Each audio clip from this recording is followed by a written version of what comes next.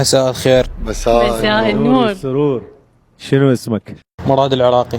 قد عمرك؟ والله ما ادري، بس صار لي عايش هوايه تقريبا 40-50 سنه هيك. شنو موهبتك وشنو راح تقدم؟ موهبتي اطلع ارانب من ليتي. يعني شنو موهبتي؟ مثلا غير جاي اغني انا. هم ما يخالف. يلا توكل بالله.